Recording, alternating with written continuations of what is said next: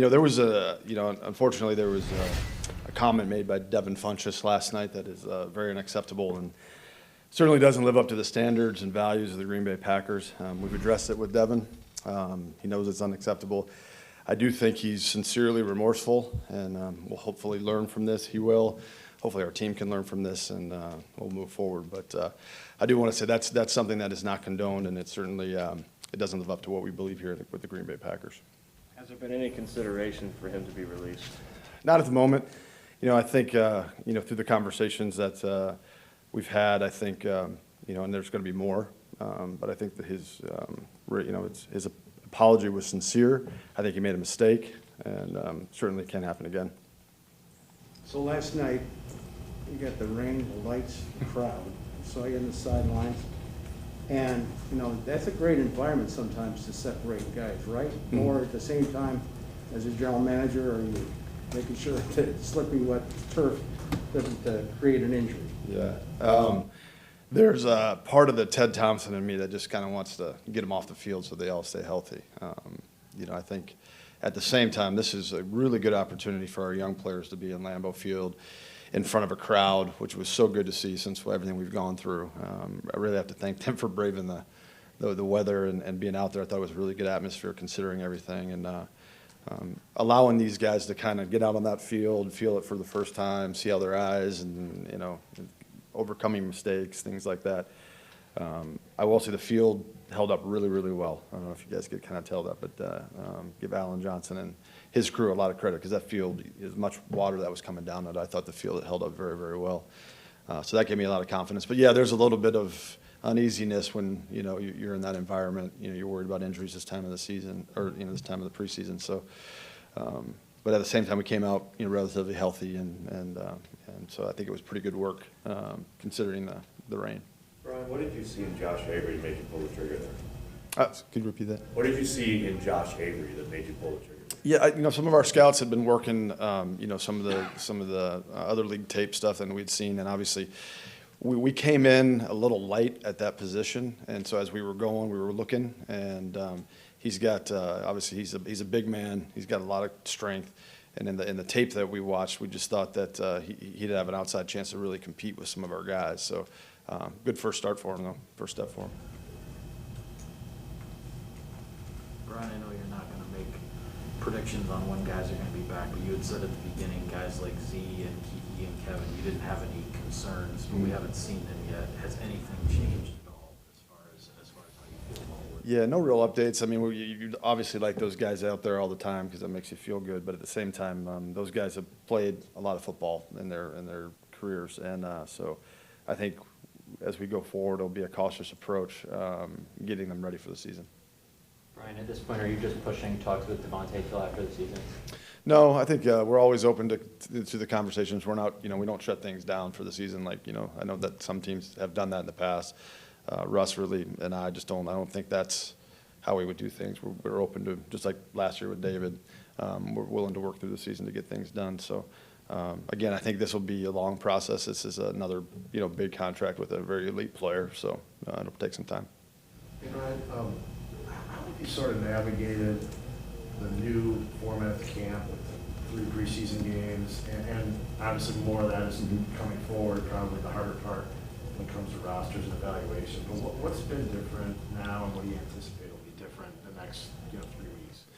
Yeah, I think obviously it's a little bit. Last year was tough. I mean, without the preseason games and without, being able to, I think the Jets practice we're going to do, those are invaluable to, from an evaluation tool. So I'm really looking forward to the preseason games. I think Matt does a really good job of managing our team, not only through the weeks of practices, but leading up to those games and how we do it. And that's a difficult thing to do sometimes when you're trying to get the team ready for the season, but also get enough looks so you can, evaluate the players so they get a fair chance to make our football team. So that's difficult, but he does a really good job with that. And I think, Chris Gizzi and Brian Engel and our training staff, I think those guys together really do a nice job of having a pulse on our team and when to push and when to pull, those kind of things. Brian, what's the excitement level just to see Jordan Love finally get some preseason snaps under his belt? Yeah, no, I think last night was really good for him. I mean, obviously, for a quarterback who handles the ball on every single snap, handling it in Lambeau Field with that kind of weather, I think certainly there's some learning opportunities there and stuff. And yeah, the games are going to be really, really important. He's going to get a lot of work, and we're excited not only for him, but a bunch of our young guys that haven't had that opportunity yet. At receiver, if, Devontae, Lazard, MVS, Cobb, and Amari, if those guys are locks, let's just say that they are. Number 6, if you maybe keep someone, is that almost solely special teams, or would you keep a guy who's just got some really big upside at receiver, maybe not so much a special teams guy? Yeah, I'm really excited about the competition in that group. I think we got a fairly deep group competing for some of those last roster spots. Special teams is going to be big. And that's going to be a big part of how we look at that. It always is, not only at that position, but really across the board. There's going to be some difficult decisions because I think but the teams factor these next 3 preseason games is going to probably weigh heavily. Brian, it's one thing to say that you are considering special teams when you're building a roster, but it's another thing to really give a special teams coach the guys he needs. Do you think you've done that for Mo? Do you think you put more of an emphasis on special teams players? Yeah, I think over the past year and a half, we've done some things maybe a little differently and than we have. Losing Randy Ramsey, recently here, he was such a good teams player for us at the end of the year, and there's so many moving parts, and when injuries become a factor, it's tough. But at the same time, I think, with the drafting of Amari Rodgers as a punt returner, I think some of our young players like Kylan Hill and Patrick Taylor will get some shots at the kick return stuff. I think we have maybe a different group that I'm excited about as we head forward. When you brought in Tyler Irvin, you had a spark in your returns. How tough is it to find those kinds of returners, or have you also felt in the last couple of years maybe, I don't know, the execution on the return teams was not where it needed to be? Mm-hmm. I think a little bit of both. I mean, it's not easy to find those guys, but execution always hasn't been great. But what I will say is I think the hard part about finding those guys is, are they just returners, or can they actually function in your offense or defense as well? You know what I mean? So I think that's, when you're looking at a 48-man roster on game days and the 53-man roster and those things, I think that's where the difficulty can lie at times. Are you going to allocate a spot for just a returner? We haven't done a lot of that, in our time here. We've usually had guys that have done multiple things. We like the versatility of that. It gives us some flexibility. But at the same time, and the rules have changed too with the kickoffs and things, so it's a changing thing. But we feel pretty good right now with some of the guys that are competing for those return spots this year. When you scouted Elton before the draft a few years ago, I know that you knew he was versatile. Obviously, he had that in his history. Could you have ever imagined, or did you see on film that he could do what he's doing and just kick out the left tackle? Yeah, I think to say that he could go out there and do what he's doing right now, I think that's hard to predict. He had played tackle in college. We had watched him play tackle. We certainly felt he had the versatility to play all 5 spots from a sense of could he get you out of a game at tackle. To say he could line up and start and be really productive for a long period of time at tackle in the National Football League, I can't say that that's the way we were looking at him at the time. But we had him rated very highly as an offensive lineman, and we knew the versatility part of it. Like, especially, he'd played center his senior year. We knew he could play high level like guard. And, I think it was his sophomore year at Mississippi State when he played a bunch of tackle. I remember watching that with the group and kind of being astonished at he might have been 19 at the time, the way he was handling that. But that's not why we drafted him. His ascension each and every day is just, you got to give the kid a lot of credit, man. He's put a lot of work into it, and he's becoming one of the best in the league. From a scouting standpoint, why is it so rare for a guy to be able to play all 5 spots at this level the way that Elton, and what is it about him that kind of makes him unique to that? Yeah, I think it's just the overall skill set. When you're inside, things happen a little quicker, a little faster, and you have obviously bigger, more powerful guys. On the edge, you got a more athletic speed, and more space.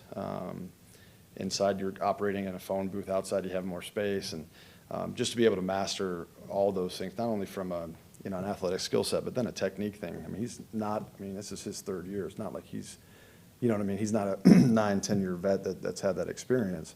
So again, I think it's a credit to his talent and his work ethic, and just he's a very smart, instinctive football player. He's prototypical guard size more than tackle size, but he's such a unique athlete that when you put him out there, that he just and again he's gonna you know, we'll see how it goes when we get into the regular season and how it fares. But again, you know, the little bit that he's done it for us so far, it looks like he's going to be able to do that. How did Ben Braden go from, this is his 5th year in the league, he's never played like a meaningful snap from scrimmage in his career. How does that guy go from where he's been to maybe starting at guard?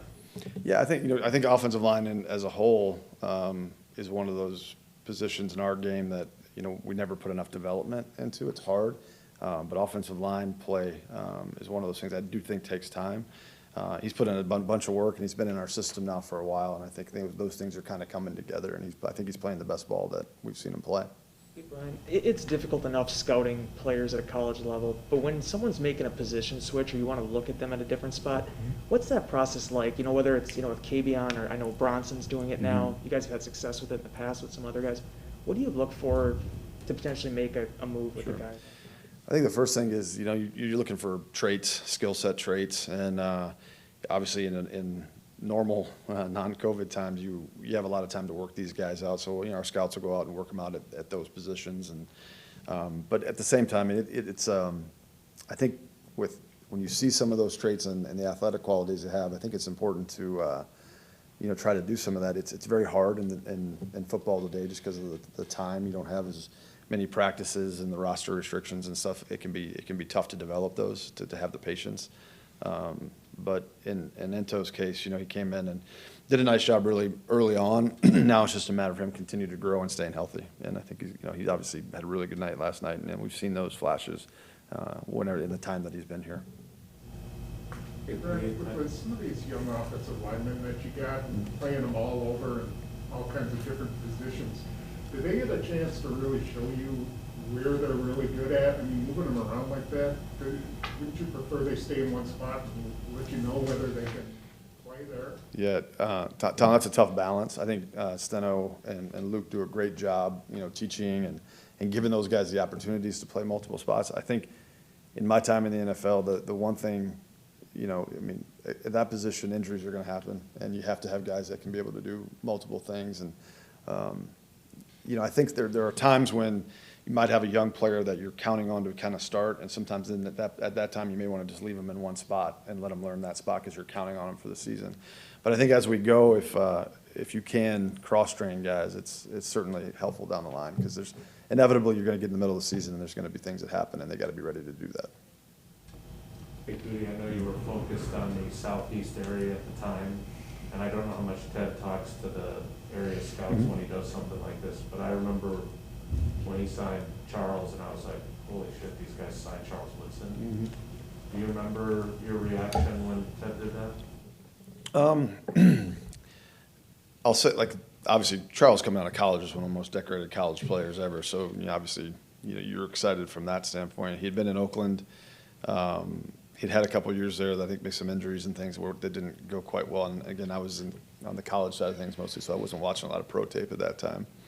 But yeah, we were excited to get him. I remember him the first couple training camps, like, man, ooh, I don't know if this is going to work. You know what I mean?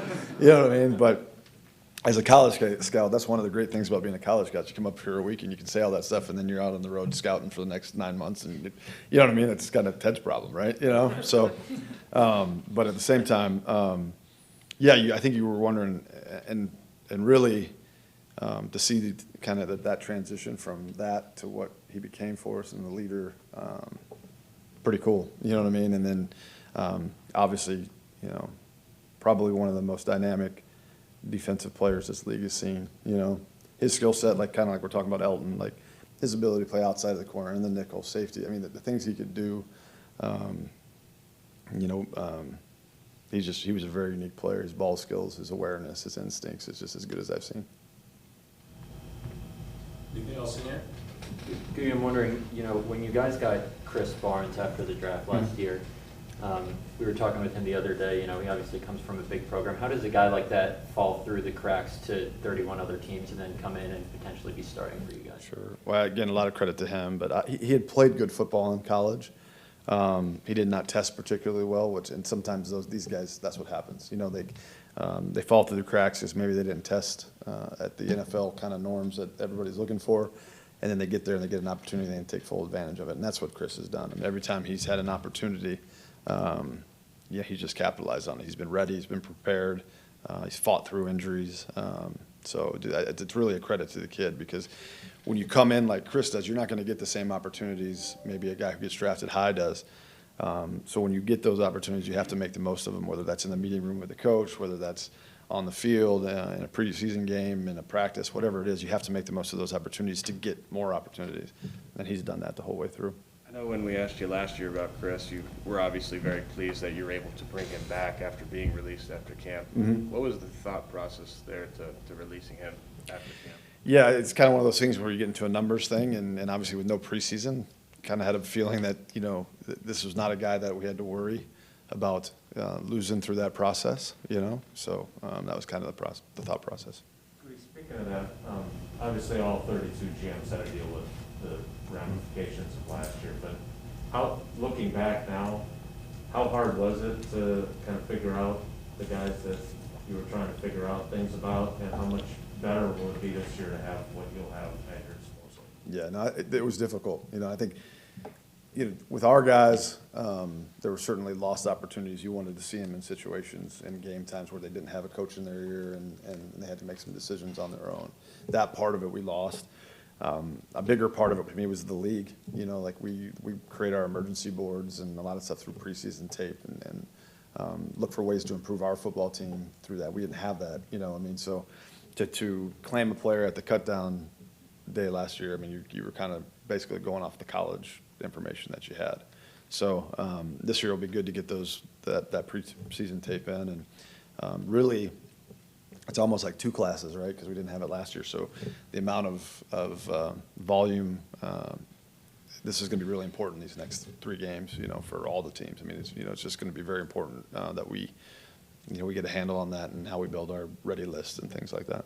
Brian, are you a fan of the league carrying over the roster rules from last year with the expansion of the practice squad and things of that nature? Because it seemed like the guys handled that really well. Yeah, as a personnel guy, the more we can get, the better, right?